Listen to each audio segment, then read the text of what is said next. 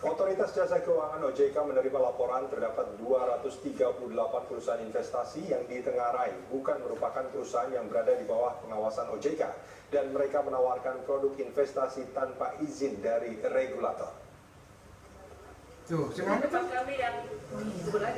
Pengaduan itu berasal dari nasabah yang melapor melalui layanan konsumen OJK dengan bentuk laporan antara lain penyampaian informasi, permintaan informasi, dan pengaduan. Sebagian besar modus investasi yang dilaporkan adalah berkedok pemasaran mengandalkan jaringan MLM, modus investasi emas, dan modus perdagangan berjangka, forex trading. Terkait pengaduan masyarakat tentang perusahaan investasi bodong itu, Ketua Dewan Komisioner OJK Mulyaman Hadad menyatakan tengah ditangani Satgas Waspada Investasi. Menurut Mulyaman, OJK ke depan akan lebih meningkatkan koordinasi dengan beberapa pihak terkait sehingga kasus-kasus di sektor jasa keuangan dapat dicegah sebelum merugikan masyarakat. Ya, kita akan follow up ini karena kan sudah ada tim waspada investasi. Kita lakukan upaya edukasi yang lebih permanen agar masyarakat, sebab kan ini ada tawaran, ada yang permintaan. Nah, paling tidak dari masyarakatnya bisa kita tingkatkan pengetahuannya agar kemudian dia juga bisa filter mana yang bagus, mana yang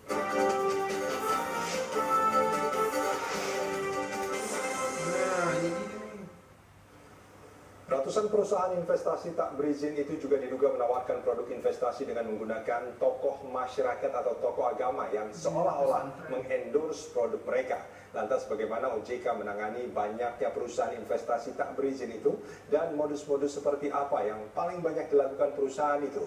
Kita langsung saja membahasnya bersama Direktur Pelayanan Konsumen Otoritas Jasa Keuangan Sondang Marta Samosir. Bu Sondang, ini kalau kita bicara ada 238 perusahaan ilegal, ini berdasarkan laporan dari masyarakat ya? Betul, Mas Rudi. Artinya sebetulnya laporannya lebih banyak lagi dari Iya, lebih banyak. Korbannya kita 238 itu adalah lembaganya. Itu lembaganya. Jadi kalau satu lembaga itu sudah merekrut banyak orang untuk menjadi dalam tanda kutip korban di sini, artinya laporannya banyak sekali. Pasti lebih banyak dari situ. Ya, nah ini modusnya seperti apa aja biasanya, Bu Sondang? Dari data yang 238 itu ya, 43% itu investasi dalam bentuk uang. 43%. Iya. Kemudian 17% investasi komoditi berjangka, 17% investasi emas, kemudian 6% investasi properti, 5% investasi perkebunan, dan sisanya 12% itu lain-lain. Misalnya seperti voucher, internet dan sebagainya seperti itu. Nah ini kalau kita katakan tadi ada uang 43%, ini maksudnya seperti apa? Apakah seperti kalau yang saya pahami misalkan investasi itu saham misalkan, mereka menawarkan saham, mereka menawarkan apalagi misalkan ada obligasi atau segala macam, atau seperti apa yang mereka lakukan? Kalau ya dalam bentuk uang itu hampir mirip seperti ponzi scheme itu gitu loh Mas Rudi. Jadi si nasabah atau si konsumen diminta untuk menanamkan dananya, misalkan katakanlah 1 juta, kemudian nanti dalam tempo 1 bulan bisa menjadi 2 juta, dan seterusnya sampai bergulung seperti itu. Modelnya kira-kira hampir seperti itu. Itu menarik kalau misalkan dalam 1 bulan bisa berkembang sampai 100%. Siapa yang nggak tertarik dengan itu ya? Nah itulah sebabnya maka kita selalu menginformasikan kepada masyarakat, mengedukasi kepada masyarakat.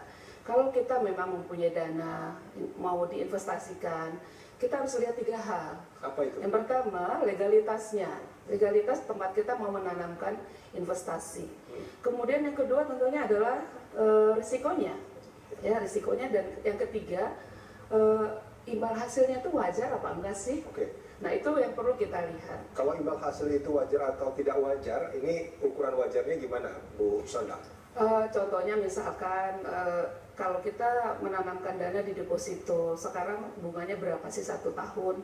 Katakanlah 6%, ya 6% berarti 1 bulan tuh sekitar 0,5%.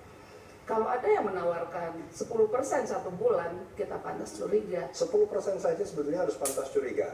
Artinya kalau misalkan berkembang sampai 100% sebulan itu bukan hanya curiga, lebih baik langsung ditolak. Betul. Jadi kita harus cerdas, harus waspada juga, karena kita kan dalam menginvestasikan dana kita, maksudnya sebenarnya untuk ke depan kita akan memperoleh hasil tertentu, atau katakanlah kita ingin anak sekolah atau ingin mempunyai sesuatu. Nah, kalau kita tidak cermat dalam menginvestasikannya, bukan itu yang kita peroleh, malah kita tidak dapat apa-apa, malah rugi. Tadi dikatakan bahwa selain uang ada juga komoditi berjangka. Nah, ini seperti apa ini? Juga ada emas, ada properti. Nah, ini biasanya seperti apa, Bu Sonda? Kalau komoditi berjangka itu seperti banyak ya, bisnis batu bara misalnya, seperti itu ya sekarang itu ya. Banyak sekali saya dengar juga di televisi, oh saya sekarang sedang bisnis batu bara gitu. Padahal kita tidak memahami batu bara itu seperti apa sih, seperti itu ya. Nah, itu contoh konkretnya yang sering dilaporkan juga oleh masyarakat kepada kita. Kemudian ada juga bisnis-bisnis yang lain, katakan seperti perkebunan. Kita tidak paham mengenai jati. Kemudian kita menanamkan dana kita di sana. Kita tidak paham mengenai ayam petelur. Kita menanamkan dana di sana. Kira-kira seperti itu, Mas Rudi. Artinya sebetulnya kalau contohnya tadi adalah batu bara, pertambangannya ada. Kalau misalkan perkebunannya ada. Kalau peternakannya ada, tapi sebetulnya nasabahnya itu atau apa sebutannya di situ, investornya itu tidak memahami apa yang harus. Ya bisa seperti itu, bisa juga sebenarnya tidak ada.